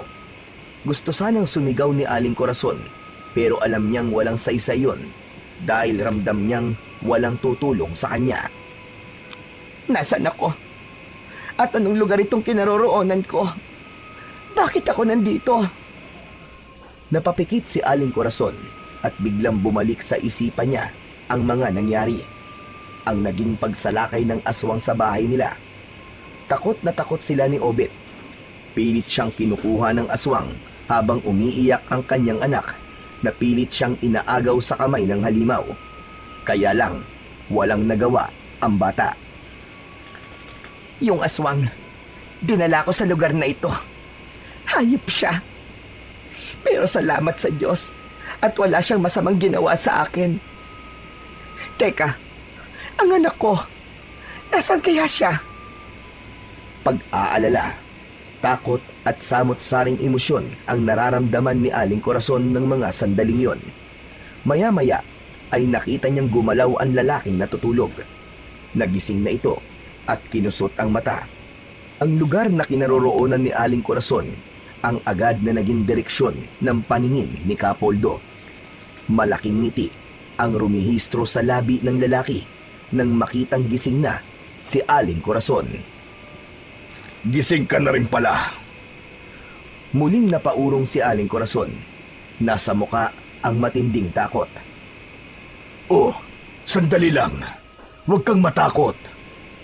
Sino ka? Anong ginawa mo sa akin? Bakit ako nandito? Narito ka para magbakasyon. Ako nga pala si Poldo. Pero Kapoldo ang tawag nila sa akin. Ikaw, anong pangalan mo? Hindi na importanteng malaman mo pa ang pangalan ko, hayop ka. Huwag mo sanang ipagdamot ang pangalan mo. Maayos ako nakikipag-usap sa iyo. Kaya sana, Huwag kang maging suplada. Isa pa, ayoko rin na napapahiya ako. Iba ang dating kay Aling Corazon ng mga sinabi ni Kapoldo, kaya lalo lamang siyang nakaramdam ng takot. Sinabi na lamang niya ang kanyang pangalan at baka kung ano pa ang gawin ng lalaking kaharap. Corazon. Ang pangalan ko ay Corazon. Yan, ganyan. Maging masunurin ka para maging mabait din ako sa'yo. Ano bang kailangan mo sa akin? Maawa ka naman sa akin, Kapoldo. Pakawalan mo na ako. Gusto ko nang umuwi. Baka nag-aalala na sa akin ang aking anak. Hindi maaari yun, Corazon. Hindi pa nga ako tapos sa dapat kong gawin sa'yo tapos gusto mo nang umuwi. Bakit? Ano bang gagawin mo sa akin? Ngumisi si Kapoldo. Makahulugan ang ngisi ng lalaki. Yun lang ang naging tugon niya sa tanong ni Aling Corazon. Tumahimik ang lider ng mga tulisan. Subalit, lalo lang lumakas ang nararamdamang takot ng babae. Nang makita niya na tumayo si Kapoldo at nagbihis ng damit, saka umalis, ay tila nabunutan ng tinik sa kanyang dibdib si Aling Corazon. Bagamat alam niya na babalik pa rin ito, ngunit kahit paano ay bahagyang lumuwag ang kanyang pakiramdam. Kumusta ang iyong gabi, Kapoldo? Naging masaya ka ba? Napawi na ba ang uhaw mo? Hindi mo na kailangang alamin. Isa pa, wala ka na ron. Tila mainit yata ang ulo mo ngayon, Kapoldo. O sabihin, hindi ka naging masaya. Wala pa bang nangyayari sa inyo ng babaeng yon? Sayang ang alindog niya kung hindi mo pa napapakinabangan. Ang sabi ko, Alvaro, wala ka na ron. Hindi mo trabaho na pakialaman ako. Ang mabuti pa, sabihin mo na lamang sa tagapagsilbi na ipaghanda kami ng pagkain. Dalhin sa aking pahingahan. Masusunod, Kapoldo. Iniwan na ni Alvaro ang pinuno ng mga tulisan. Saglit siyang napaisip sa sinabi ng kanang kamay. Dahil nga walang namagitan sa kanila ni Corazon. Sa magdamag na lumipas, ay hinayaan lamang niyang matulog ang babae. Maging siya man, ay pinili niyang matulog lang. Siya ang nag-utos para magkaroon ng babaeng gagamitin para maibsan ang kanilang kalungkutan at pangangailangan bilang isang lalaki. Kaya lamang, bakit hindi niya nagawang galawin si Aling Corazon? Alam niyang maganda ang babae, subalit hindi niya kayang pakialaman ito habang walang malay.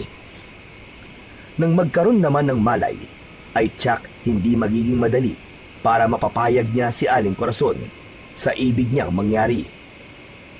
Hanggang sa bumalik na si Kapoldo sa kanyang pahingahan. Tahimik lang doon si Aling Corazon nang muli siyang pumasok. Maya-maya ay tumawag si Alvaro at dala na nito ang ipinahandang pagkain para sa kanilang dalawa. Heto, Corazon. Nagpahanda ko ng pagkain natin. Sabayan mo kong kumain. Hindi umimik si Corazon. Tinignan lang ng babae si Kapoldo. Oo nga naman. Niyaya kitang kumain. Samantalang nakatali nga pala ang mga kamay mo. Sandali at kakalagan kita. Pero ipagpapauna ko na sa'yo na huwag kang kikilos ng hindi ko magugustuhan. Huwag na huwag kang magtatangkang tumakas dahil hindi mo maiibigan ang pwede mong sapitin. Alam ni Aling Corazon na hindi nagbibiro ang lalaking kaharap niya. Saka naisip din niya na wala sa plano niya ang tumakas ng mga sandaling yon. May iba pang paraan para siya makaalis sa lugar na yon. Subalit hindi pa sa pagkakataong yon. Nagugutom na si Aling Corazon, kaya kahit may takot at kinakabahan, ay sinabayan niyang kumain si Kapoldo. Habang kumakain sila, ay may mga bagay na tinatanong ang pinuno ng mga tulisan sa kanya. Subalit matipid ang kanyang mga sagot. Naaasiwa ang babae sa mga titig sa kanya ni Kapoldo. Subalit ang mga titig na yon ng pinuno ng tulisan kay Aling Corazon ay tila may kung anong damdamin na nagpapasaya sa lalaki. Hindi niya maipaliwanag ang kanyang nararamdaman habang pinagmamasdan ang muka ni Aling Corazon. Samantala, naglalakbay na ang magpinsang Obet at Miguel. Binabagtas nila ang kagubatan upang alamin at hanapin kung nasaan ang kuta ng mga tulisan. Sa paniniwala nilang doon dinala ang kanilang hinahanap. Kaya lang, Obet, hindi natin alam kung saan dito sa gubat ang pinagkukutaan nila. Ipagpatuloy lang natin ang paghanap, Miguel. Tsak na madatagpuan din natin yun.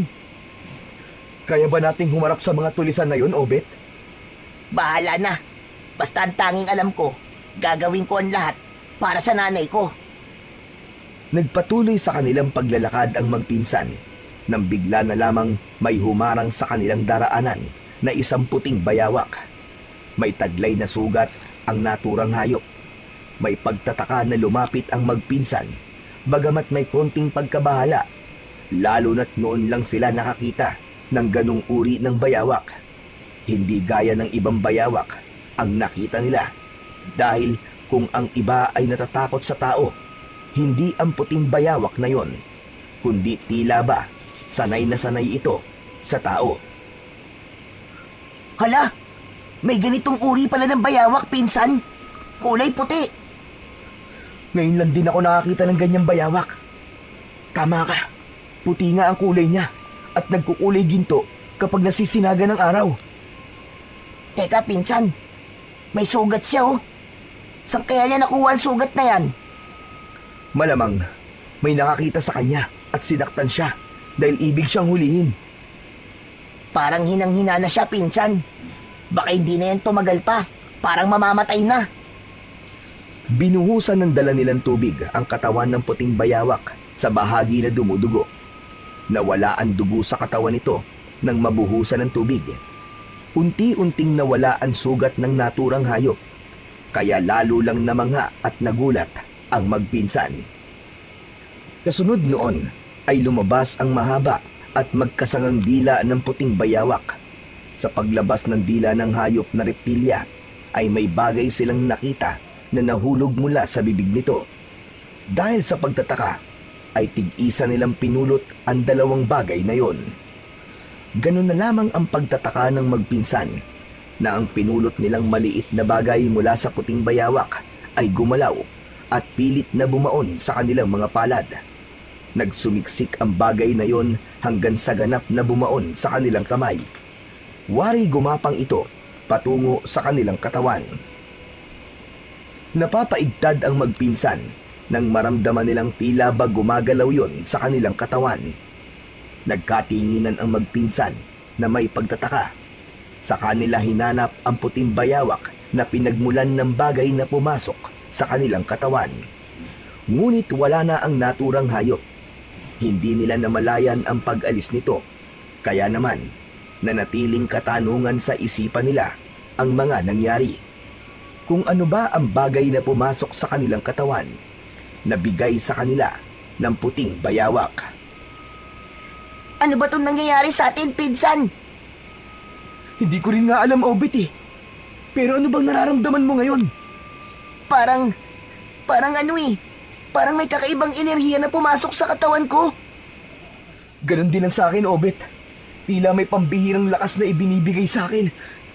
Naisip ko nga, hindi kaya bertud ng puting bayawak yung binigay sa atin? Ano ka mo? Bertud ng puting bayawak? Oo, Obet, tama ka.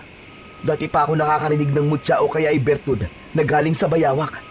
Taglay nito ay pambihirang lakas at kapangyarihan laban sa iba't ibang nilalang. Pero puting bayawak naman ang nakita natin eh. Ano kayang ibig sabihin nun? Malay natin, baka mas malakas at kakaibang bertud na dala ng puting bayawak. At kapag totoo nga yun, napakaswerte natin, Obet. Dahil sa atin yun ipinagkatiwala. Isa pa, magagamit natin yun para iligtas natin si Tia Corazon. Oo nga no. Tama ka, Insan. Sana nga matulungan tayo nun sa ating misyon. Buo ang kanilang paniniwala na may dalang swerte ang inilabas ng puting bayawak. Kaya ipinagpatuloy nila ang paglalakad na puno ng positibong pag-asa na magtatagumpay sila upang iligtas si Aling Corazon sa kuta ng mga tulisang aswang. Samantala, sa pahingahan ni Kapoldo, hindi man nakatali ang kamay at paa ni Aling Corazon, ay hindi pa rin nagiging madali para makaalis at makatakas siya sa lugar na yon. Bago pa siya makalayo, ay tsak na makikita siya ng mga tauhan ni Kapoldo na nakakalat sa lugar na pinagkukutaan nila. Minsan pa ay pinagmamasdan ni Kapoldo si Aling Corazon na nakaupo lang sa isang sulok ng pahingahan. Bagamat may takot pa rin na nararamdaman ang babae habang nakatingin sa kanya ang pinuno ng mga tulisan, labis na ikinagulat naman ni Aling Corazon ang binitiwang salita ng lalaki. Ngayon lang ako nakakita ng kagandahan taglay mo, Corazon. Ibig kitang angkinin dahil yun ang sinasabi ng aking katawan. Kaya lamang, iba ang idinidikta ng aking puso at isipan. Ang gusto ko'y pakasalan ka muna bago ko gawin ang nais ko. Ano bang sinasabi mo? Ang totoo, maaari kong gawin sa'yo ang kahit na anong nais ko. Pero iba ang nararamdaman ko. Ang gusto ko ay pakasalan ka at makasama ka habang buhay para maging ina ng mga magiging anak ko. Nababaliw ka na ba? Hindi Corazon. Kundi nagiging totoo lamang ako sa aking nararamdaman para sa'yo. Ngunit, imposible naman ang ibig mong mangyari. May sariling batas ang aming grupo sa pagpapakasal. Kaya pwedeng mangyari yon ayon sa aking kagustuhan. Hindi ako magpapakasal sa'yo. Hindi tayo nagmamahalan. Isa pa, ngayon lang kita nakilala. At hindi ko pa nga alam ang tunay mong pagkatao. Hindi na importante yon, Corazon. Ang may papangako ko lang sa'yo ay magiging maayos at magaan ang buhay mo sa piling ko. Ikaw ang aking magiging reyna. Ayoko, Kapoldo. Gusto ko nang umuwi sa amin. Hindi mo ko maaaring tanggihan, Corazon. Ang totoo nga ay mapalad ka. Ang tanging plano ko lamang ay gamitin ka para mapawi ang aking kasabikan sa babae. At pagkatapos ay ipapasa na kita sa iba kong tauhan. Pero nang makita kita, iba talaga ang naramdaman ko. Hindi kita gagawin pampalipas oras at gagamitin lamang. Dahil sabi ko nga, kasal ang nais ko. Dahil ikaw ang gusto kong makasama para bumuo ng pamilya dito sa gubat. Patayin mo na lang ako kaysa pumayag sa gusto mo. Sayang naman kung mamamatay ka, Corazon. Dahil nga ako ang batas dito sa gubat. Kaya sa ayaw at sa gusto mo, ikakasal tayo. At ako ang magtatakda noon sa nalalapit na pagbibilog ng buwan. Mainam na simula yon para sa ating pag-iisang dibdib. Pikit mata at kagatlabi na lamang si Aling Corazon. Sumisigaw ang damdamin niya sa pagtutol. Kaya lang, ano ba ang kakayahan niya para kontrahin yon? Wala siyang kakayahan. Kaya ang tanging nasa isip niya ng mga sandaling yon ay maglaho na lamang o kaya ay malagutan ng hininga sa pagkakataong yon. Subalit naisip niya ang kanyang anak na si Obet. Alam niyang kailangan pa siya ng bata at ang dapat mangyari ay makatakas siya. Bagay na hindi niya alam kung papaano gagawin. Samantala, habang naglalakad ay patuloy na binabagtas ng magpinsan ang kagubatan, ay napahinto sila nang biglang may bumagsak na sibat sa gawing unahan sa lugar na kanilang dinadaanan. Naku po! Muntik na tayong tamaan ng sibat, Obet! Pinsan, alam na nila na may ibang tao patungo sa kuta ng mga tulisan. Maganda ka, Obet. Hindi natin alam kung anong gagawin nila sa atin. Oo, Miguel. Handa na ako. Mula sa mga matataas na damo ay lumitaw ang tatlong lalaki na armado ng baril. Sa bihis at asta ng mga ito ay malalaman kagad na mga tulisan. Lumapit ang mga ito sa magpinsan. Nakatutok ang mga armalite na hawak. Inalam ng mga lalaki kung saan ang punta nila at anong sadya nila sa gubat na yon. Mga kaibigan, hindi kami kaaway. Naligaw lang kami ng pinsan ko. Hindi kami mga kalaban. Maniwala kayo. Opo mga bossing, wala kami masamang gagawin. Kaya pakiusap lang. Pakibaba na po yung mga armas nyo. Masyadong mahahaba eh. Nakakatakot. Baka biglang pumutok yan. Oo nga naman. Tama ang pinsan ko. Baka kalabitin niya ng kapwa niyo demonyo baka kung sino kumalabit niyan. Tamaan kami. Hindi umubra ang naging pakiusap ni Miguel at Obet sa mga tulisan. Itinulak pa sila ng mga ito na ibig sabihin ay kailangan lumakad sila. Pero sa lakas ng pagkakatulak ay parehong nadapa ang magpinsan. Oh, dahan-dahan naman! Huwag kayong atat! Susunod naman kami sa inyo eh! Aray ko! Aray! Napila yata ako! Nahihirapan akong tumayo! Lalo namang nagalit ang mga tulisan dahil iniisip ng mga ito na umaarte lamang ang dalawa. Wari naman na napipikon na ang mga ito, kaya muli ay itinutok ng 3 tulisan ang dulo ng baril sa dalawa. Lalong kinabahan ng mga ito at baka hindi lang yun pananakot, kundi tuluyan na silang patayin. Nasa ganong sitwasyon ng magpinsan nang maisip ni Miguel ang ibinigay ng puting bayawak sa kanila. Binulungan ni Miguel si Obet para maghawak kamay at humingi ng tulong sa pinaniniwalaan nilang bertud na nasa kanilang katawan. Yun nga ang ginawa ng dalawa. Saglit pa ay unti-unting nagbago ang itsura ng magpinsan. Katulad yon sa kulay ng puting bayawak hanggang sa ganap silang maglaho. Gulat na gulat ang mga tulisan dahil nakita nila na naglaho ang dalawa na wala yon sa kanilang harapan. Sinamantala naman ng magpinsan ang pagkakataong yon na nagkaroon sila ng tagabulag. Naroon sila sa nasabing lugar pero hindi sila nakikita ng mga tulisan. Kaya gamit ang dala nilang armas na itak ay agad nilang tinaga ang mga ito.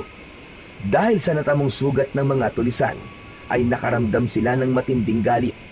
Kaya agad nagbago ang anyo ng mga ito at naging nakakakilabot na mga aswang. Kitang-kita na magpinsan ang mga pangyayari. Subalit nasa anyong aswang man ang mga tulisan ay hindi pa rin sila nakikita. Ngunit naaamoy ng mga aswang ang presensya nila. Kaya hindi man sila nakikita ay alam ng mga aswang na naroroon lang sina Miguel at Obet. Ginamit ng mga aswang ang kanilang pang-amoy upang labanan ang dalawa. Ngunit nahirapan ang mga tulisang aswang para talunin sila. Hindi na nag-aksaya pa ng panahon sina Miguel at tiniyak nilang magagapi na nila ang aswang na nasa kanilang harapan. Gamit ang mga itak ay tuluyan na nilang napatay ang mga ito. Nang mapatay na nila ang mga halimaw ay nagbalik na sa dati ang magpinsan. Ang galing! Nakikita na ulit kita, Obet! Ikaw din, Pinsang Miguel. Ayos na ayos yun ah. Ang astig natin. Ang galing ng bisa ng bertud galing sa puting bayawak. Kaya nga, at malaya na nating mapapasok ang kuta ng mga tulisan para iligtas si Tia Corazon. Tama ka, Pinsan. Hindi na tayo dapat mag-aksaya pa ng panahon. Gawin na natin yon. Pumasok na tayo sa kanilang kuta para makita na natin at mailigtas si Nanay. Tama lamang na hindi magsayang ng panahon sina Miguel at Obet dahil sa pagsapit ng gabi ay nakatakda ng ikasal si Corazon sa pinuno ng mga tulisan. Sa nasabing seremonya ay tiyak na may iba pang ritual ang maaaring mangyari. Sandali lamang, pinuno. Sigurado ka ba sa plano mong pagpapakasal sa babaeng yon? Oo, Alvaro. Iba siya sa mga babaeng nakilala ko. Gusto ko talaga siyang mapangasawa at maging ina ng aking mga anak na magpaparami ng lahi ng mga aswang. Subalit, hindi pa natin siya kauri. Hindi pa siya aswang na kagaya natin. Kaya nga kailangan makasal na kami. Dahil sa mismong kasal namin, ay doon ko palang maisasalin sa kanya ang pagiging aswang. sa pamamagitan yun ng alak na aming iinumin na may halong dugo galing sa aking katawan. Kapag nainom niya yun, hahalo ang alak na may dugo sa kanyang katawan at ang dugo ng aswang ay dadaloy na sa kanyang mga ugat.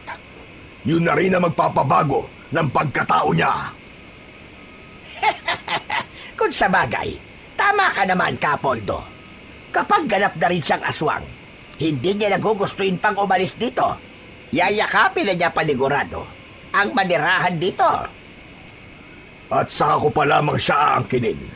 Dahil tiyak, hindi na siya tututol, kundi kusang loob na niyang ibibigay sa akin ang kanyang katawan. Higit na kaligayahan ang dulot nun sa akin na kusa niyang ibibigay ang kanyang katawan. Hindi siya manlalaban.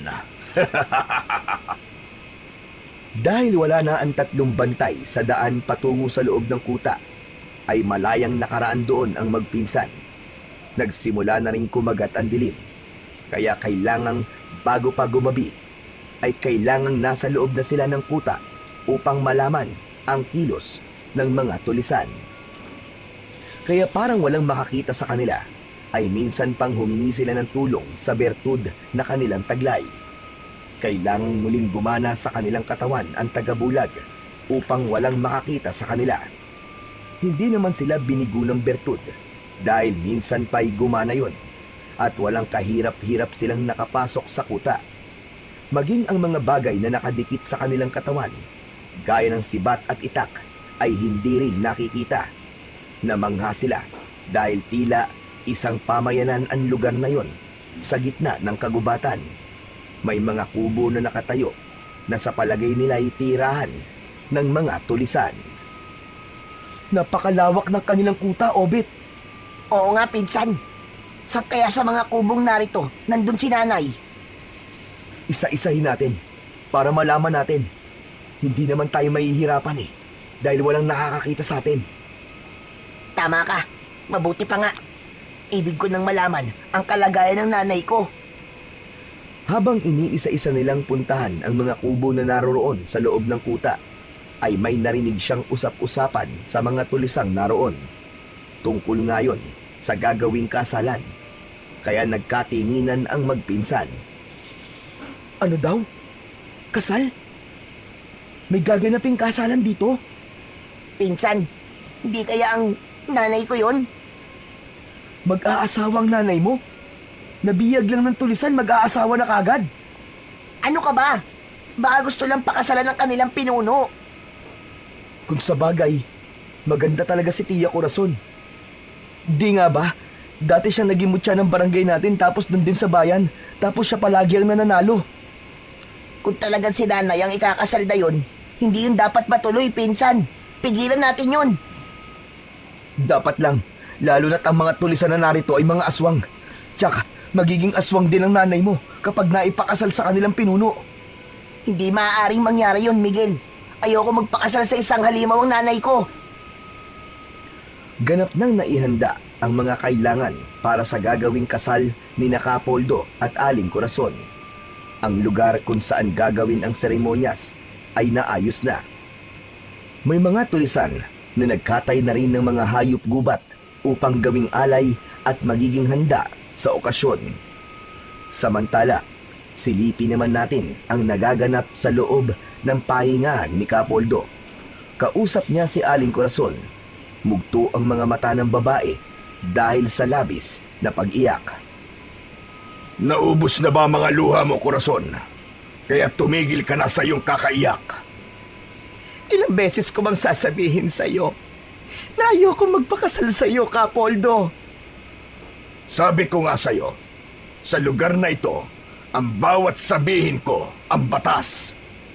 Hindi nga kita mahal. Ang ikinakasal ay yun lamang mga taong nagmamahalan.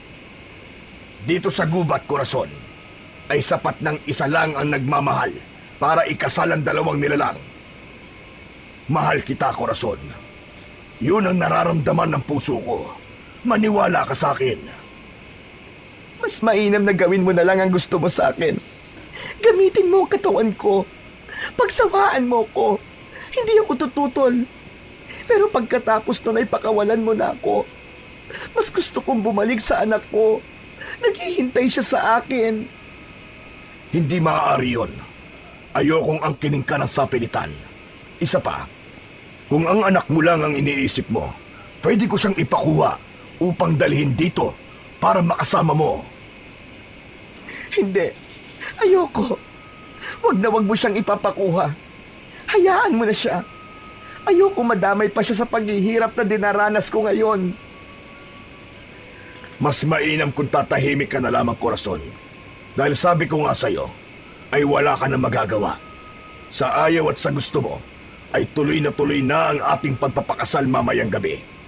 Kasabay ng pagsikat ng bilog na buwan, mainam na magpakasal sa pagbibilog ng buwan dahil swerte ang hatid nun sa ikakasal na aswang. Hindi yun totoo. Dahil ngayon pa lang ay kamalasan ang nararamdaman ko. At ang pagpapakasal sa'yo ay para ko na rin kamatayan. Hindi na pinansin pa ni Capoldo ang mga sinabi ni Aling Corazon. Minsan pa ay itinali niya ang paa at kamay nito bago pa niya ito iwan para lumabas ng kubo. Nais lang tiyakin ng lalaki na hindi makakaalis at walang anumang magagawa ang babae para matakasan siya. Lalo na't nakahanda na ang lahat para sa kasal. Tiyak na ni Capoldo ang kanyang sarili. Si Corazon ang babaeng gusto niyang mapangasawa at makasama habang buhay. Mahal niya na rin ito. Yun ang sinasabi ng kanyang puso. Samantala, naumpisahan na ni Miguel at Obet ang pagbisita sa mga kubo. Marami na silang pinuntahan at sinilip, subalit bigo sila. Ilang kubo na lang ang hindi pa nila natitignan at umaasa sila na sa mga natitirang kubo ay mahahanap na nila si Aling Corazon. Insan, tanong lang, paano pala kung hindi pala sa lugar na ito naroon ng nanay mo? Alam ko nandito siya, Miguel. Nararamdaman ko yun. Lumalakas ang kaba ng dibdib ko. Natitiyak kong makikita natin siya sa lugar na to. Nasa ganung pag-uusap ang magpinsan nang isang tulisan ang biglang sumigaw dahil isang babae raw sa loob ng kubo ang nagpakamatay. Agad ay nagkatinginan sina Miguel at Obet. Naku po, wag naman sana, Insan. Anak ng... Halika, tignan natin, pinsan. Dahil nga gumagana pa sa katauhan ng dalawa ang tagabulag, kaya malaya silang nakiusyoso upang tignan ang sinasabing babaeng nagpakamatay.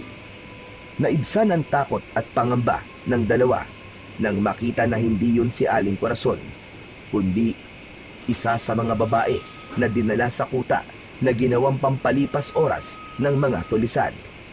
Hindi nito kinaya ang ginawa ng mga tulisan dahil kung sino-sinong lalaki ang gumagamit sa kawawang babae.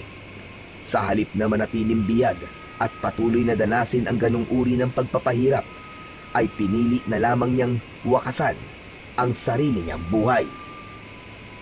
Ipinagpatuloy ng dalawa ang paghahanap sa kanilang pakay.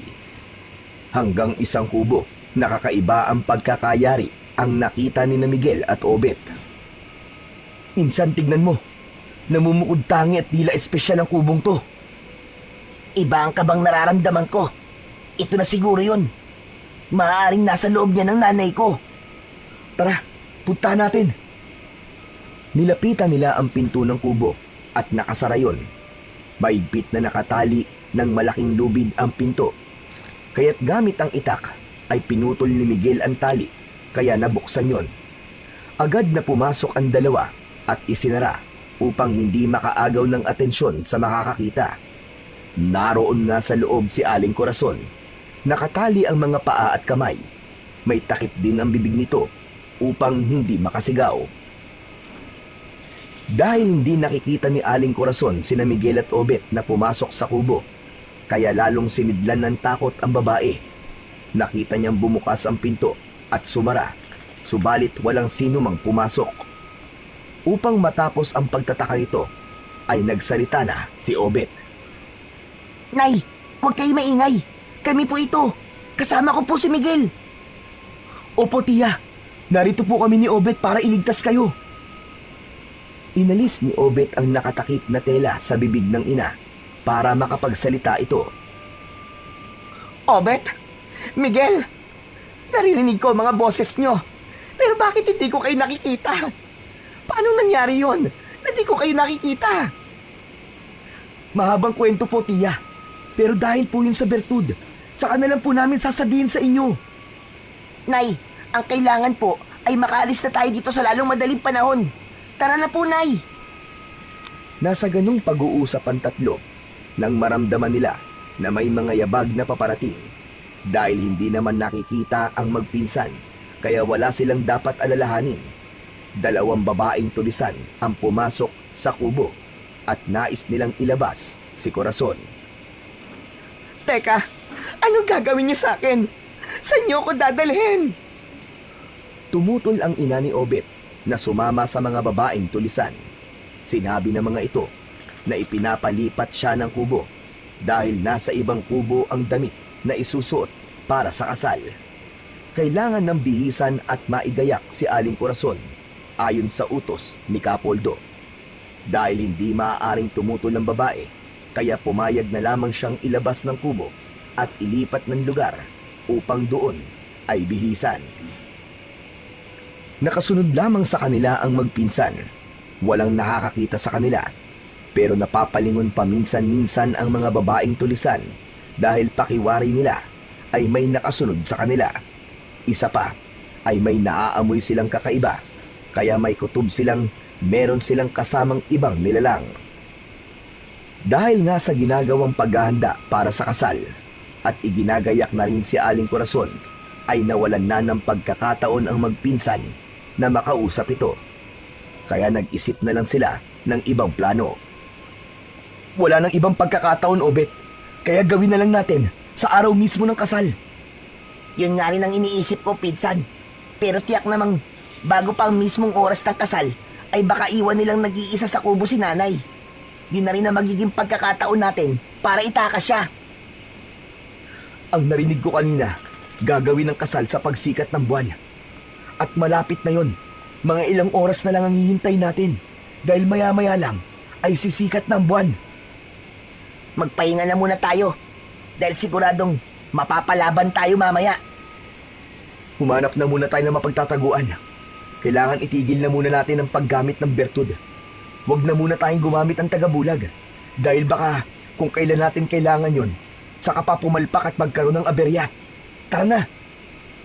Kaya naghanap na mapagkukublian ang dalawa upang doon ay magpahinga at hindi na muna gamitin ang tagabulag. Maghihintay na lamang sila ng takdang oras. Sa bahay naman ni Lolo Teban ay balisa ang matandang lalaki para sa mga apo na alam niyang nasa gubat para iligtas si Aling Corazon. Gustuhin man niyang sundan ng mga ito, kaya lang dahil gabi na at sadyang malabo na rin ang kanyang paningin, alam niyang delikado para sa kanya. Kung kaya ang tanging magagawa niya at maitutulong ay ang manalangin sa may kapal para sa kaligtasan ng mga apo at ng kanyang anak, para magtagumpay sila na maiuwi si Aling Corazon. Sumilip na ang maliwanag na buwan. Abala na ang mga tulisan para sa mahalagang okasyon na mangyayari, ang pagpapakasal ng kanilang lider sa babaeng natipuhan ito. Tumunog ang tambuli na hinipan ng isang tulisan. Yun ay pagbibigay hudyat na nalalapit na ang hinihintay nilang sandali. Matutupad na ang pangarap mong kasal, Capoldo. Nasasabik na rin ako, Alvaro. Ngayon lang kita nakita na ganyang kasaya. Dahil totoo ang pagmamahal na nararamdaman ko para kay Corazon. Kahit hindi pa niya ako gusto. Pero alam kong magbabago yon sa oras na makasal na kami. Magiging masaya kaming dalawa. Samantala, ng mga pagkakataong yon, ay kausap na ni Aling Corazon ang magpinsan. Nakakita sila ng tiyempo na makapasok sa kubong pinagbihisan ng babae dahil iniwan siya ng mga babaeng tulisan. Nakasuot ng kulay puti at mahabang bestida ang ina ni Obet na gagamitin sa kasal. Hindi pa ginagamit ni Miguel at Obet ang tagabulag kaya nakikita ni Aling Corazon ang dalawa. Imposible. Totoong kayo nga pala yung kausap ko kanina. Opo, Nay. Gumagamit lang po kami ng tagabulag. Dahil po yun sa bertud ng puting bayawak. Ibinigay po sa amin. Ito na po ang tamang oras para makaalis po tayo sa lugar na to, tiya. Hindi kayo dapat makasal sa pinuno ng tulisan. Oo, Miguel. Kahit na sa panaginip, ay hindi ko gugustuhin magpakasal sa pinuno ng tulisang aswang. Walang magandang mangyayari sa buhay ko kapag nangyari yon. At hindi rin po ako papayag na magkaroon ng amain na aswang. Tsaka malamang kayo rin po, Nay. Gagawin din po kayong aswang. Kaya tama lamang na hindi matuloy ang pagpapakasal ko kay Capoldo. Pinsan, anong gagawin natin? Hindi tayo dapat magsayang ng oras. Tama ka. Kailangan na muna natin gamitin ang bertud ng puting bayawak. Ang magkaroon na uli ng bisa ang tagabulag sa ating katawan, Obet. Para malaya tayo makakilos. Saglit na lumayo ng bahagya ang magpinsan. Naghawak kamay sila at ipinikit ang kanilang mga mata. Saka nagtagpo ang kanilang isipan upang magkaroon ng bisa sa pagkatao nila ang tagabulag mula sa bertud ng puting bayawak. Kitang-kita naman ni Aling Corazon ang pagbabago ng itsura ng dalawa. Nagkulay puti ang katawan ng mga ito hanggang sa ganap na niyang hindi makita. Subalit naririnig niya ang galaw at ang pagsasalita ng mga ito. Kailangan lumabas na natin ang kubong to, tiya Corazon. Inay, humawak ka sa akin at takpan nyo ng tela ang inyong ulo. Kahit hawak ni Obet ang kamay ng ina, hindi tumatalab dito ang tagabulag, kundi tanging sa kanilang magpinsan lamang. Lumabas na sila ng kubo upang itakas nila si Aling Corazon. Alam nilang hindi magiging madali ang kanilang gagawin. Muling tumunog at humudyat na ang tambuli. Pagpapahiwatig na dapat nang simulan ang seremonyas ng kasal. Naroon na sa lugar ng kasalan si Capoldo. Bihis na bihis ang pinuno ng mga tulisan. Nabibihisan ito ng kulay puting kasuotan. Pinuntahan na ng mga babaeng tulisan ang kubong kinaroroonan ni Aling Corazon. Ngunit ganun na lamang ang gulat nila nang wala na sa loob ang babaeng ikakasal. Napasigaw ang mga babaeng tulisan at agad na nagsilapitan ang mga lalaking tulisan sa pinag-iwanan dito. Nagwawala at galit na galit si Capoldo nang malaman na nawawala si Aling Corazon. Kumilos kayo, mga inutil! Hanapin niyo si Corazon. Tsak na hindi pa siya nakakalayo dito. Mga wala talaga kayong kwenta. Mga wala silbi. Hindi man lang niyo nakita ang pag-alis niya. Dahil sa takot ay nagkanya-kanya ng kilos ang mga tulisang naroon upang hanapin ang babae. Alam nila kung paano magalit si Capoldo, kaya dapat nilang maibalik si Corazon upang matuloy ang kanilang kasal. Bago paganap na makaalis sa kuta ng mga tulisan sina Aling Corazon kasama ang magpinsan, ay isang bantay ang nakakita. Agad itong sumigaw upang humingi ng tulong dahil nakita niya ang pagtakas ni Aling Corazon. Nagsipaglapitan ang mga tulisan na nakarinig sa sigaw ng bantay. Pilit nilang kinuha upang ibalik si Aling Corazon para matuloy ang kasal. Pero syempre, hindi papayag sina Miguel at Obet na mangyari yon. Kaya naman, ginamit nila ang kanilang dalang sandata upang labanan ang mga tulisan na ibig kumuha kay Aling Corazon. Ganun na lamang ang pagtataka ng mga tulisan dahil ramdam na ramdam nila na may nananakit at lumalaban sa kanila, subalit hindi nila nakikita. Dahil doon ay sinidlan ng takot ng mga ito dahil yun sa mga nilalang na kalaban nila, subalit hindi nakikita. Lalo na't nakikita na lamang nilang nasusugatan at meron ding napuputol ang mga braso ng ibang tulisan. Sa kabila noon ay hindi pa rin napigilan ang mga tulisan para lumaban, kaya ang iba sa kanila ay naging aswang na. Sa pagpapalit ng anyo ng mga tulisan para maging aswang, ay saka pa lang nila nakita ang kanilang kalaban. Dahil nakikita ng mga aswang ang tunay na itsura ni Miguel at Obet, mas malalakas ang mga aswang na yon dahil walang epekto ang tagabulag ng dalawa. Naku po! Naging aswang ang mga kalaban nating tulisan, Obet! At tignan mo, Miguel. Nakikita nila tayo. Alam nila kung nasan tayo. Delikado tayo nito. Oo nga, walang bisa sa paningin ng mga aswang na yan ang tagabulag natin. Sigurado mas malalakas sila. Kaya kailangan mas galingan natin ang pagharap sa kanila gamit ang ating mga sandata. Teka, si Inay Miguel. Dinala siya ng mga tulisan sa kanilang pinuno. Itutuloy pa rin nila ang kasal. Obet, huwag ka mag-alala. Dahil may napag-usapan na kami ni Tia Corazon kanina. Isa yun sa plano ko. Sakaling mahuli tayo at mahadlangan ang pag-alis natin dito sa kuta. Anong gagawin ni Inay? Maghintay lang tayo, Obet. Ang kailangan muna nating gawin ay harapin ang mga tulisang aswang na ibig din tayong patayin. Dinala ng mga tulisan si Aling Corazon sa harap ni Capoldo. Malaking ngiti ang agad na sumilay sa pinuno ng tulisang aswang nang makita na naroon ang babaeng nais niyang pakasalan. Ano pang hinihintay natin? Simulan na ang seremonyas para sa aming pag-iisang dibdib ng aking minamahal. Isa kang baliw, Capoldo. Baliw ka. Mangyayari na ang aking pinakaasam. Magiging asawa na kita, Corazon. Magiging akin ka na ng buong buo. At magiging bahagi ng aming samahan. Magiging aking reyna. At magiging ina ng aking mga magiging anak. Isang kahangalan yon.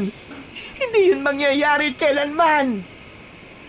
Nagngingit-ngit na sa galit si Aling Corazon at mula sa ilalim ng suot niyang saya ay inilabas niya ang putol na pana na ibinigay sa kanya ni Miguel at buong lakas at bilis na itinusok niya yon sa dibdib ni Capoldo sa mismong tapat ng puso nito. Buong lakas niyang ibinaon yon para umabot sa puso ng pinuno ng mga tulisang aswang. Umalahaw si Capoldo sa tindi ng sakit, lalo na't tinamaan ng matulis na sibat ang kanyang puso. Habang pumapalaw, ay nagbago ang anyo ni Capoldo at naging nakakatakot na aswang.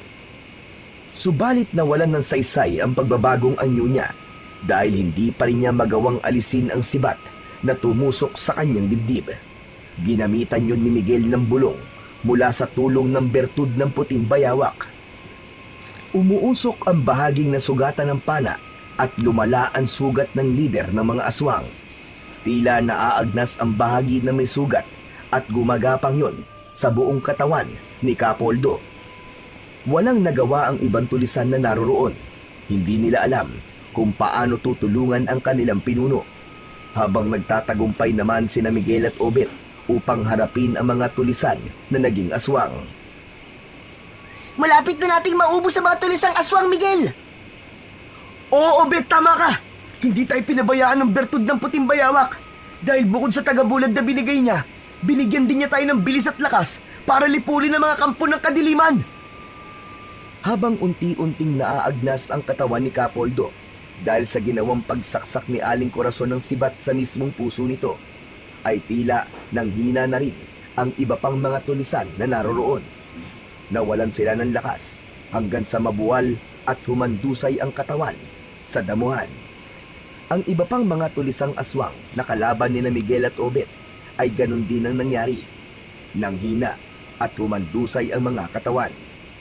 Nagulat naman ang magpinsan sa nangyari sa kanilang mga kalaban. Maya-maya pa ay may kulay itim na usok na lumabas sa katawan ng mga ito. Nawala ang kakaibang bangis na nasa muka ng mga tulisan. Nagtataka kung bakit sila naroon sa gubat at hindi nila maalala ang mga nangyari. Sandali! Bakit kami nandito? Sino kayo? Teka! Naguguluhan ako! Malaya na kayo. Sige na, ligtas na kayo sa kamay ni Capoldo. Sino siya? Sino si Capoldo? Hindi na mahalagang makilala niyo pa siya. Isa pa'y wala na rin siya at ligtas na kayong lahat sa kanya. Maaari na kayong umuwi sa inyong mga pamilya. Bilisan niyo na! Umalis na kayo rito! Pagkasabi ni Aling Corazon ng bagay na yon, ay wala nang naging tanong pa ang mga taong dati tauhan ni Capoldo. Magkakasamang tumalikod na ang mga ito upang lisanin ang gubat.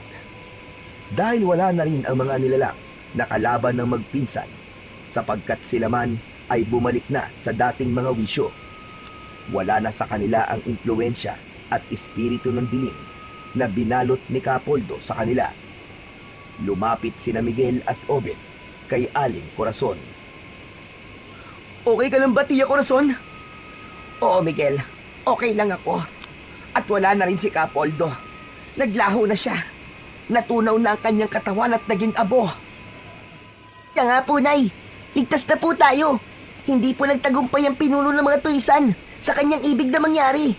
Ligtas na po kayo sa kasamaan niya. At hindi na rin po kayo magiging aswang.